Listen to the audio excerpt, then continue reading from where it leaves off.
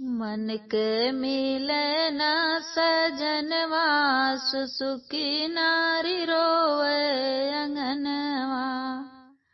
मन के मिलना सजनवा सुसुकी नारी रोवे अंगनवा। रोवे अंगनवा हो रोवे अंगनवा। मन के मिलना सजनवा सुसुकी नार रोवे अंगनवा। काव कही हम ब्रह्माय विष्णु के, काव कही हम ब्रह्माय विष्णु के। कैसे क लिखे मोर करमवा सुसुकी नारी रोवे अंगनवा। कैसे लिखे मोर करमवा सुसुकी नारी रोवे अंगनवा। मन के मिलना सजनवा सुसुकी नारी रोवे अंगनवा। मन के मिलना सजनवा सुसुकी नारी रोवे अंगनवा। रोवे अंगनवा हो रोवे अंगनवा। मन के मिलना सजनवा सुसुकी नारी रोवे अंगनवा।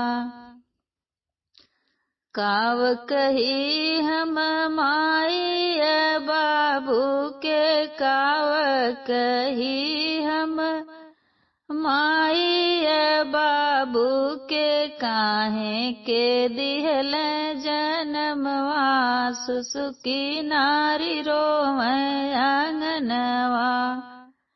काहे के दिहे मोर जनमवा सुसुकी नारी रोवे अंगनवा। रोवे अंगनवा हो रोवे अंगनवा। मन के मिलना सजनवा सुसुकी नारी रोवे अंगनवा। मन के मिलना सजनवा सुसुकी नारी रोवे अंगनवा। काव कही हम सास ससुर के, काव कही हम सास ससुर के।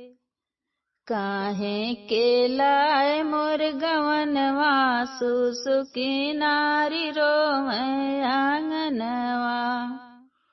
काहे के लाए मोर गवनवा सुसुकी नारी रोवे अंगनवा। रोवे अंगनवा हो रोवे अंगनवा।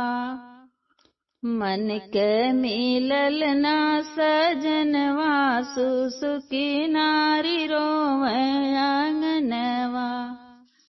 मन के मिलना सजनवा सुसुकी नारी रोवे अंगनवा। मन के मिलना सजनवा सुसुकी नारी रोवे अंगनवा। रोवे अंगनवा हो रोवे अंगनवा।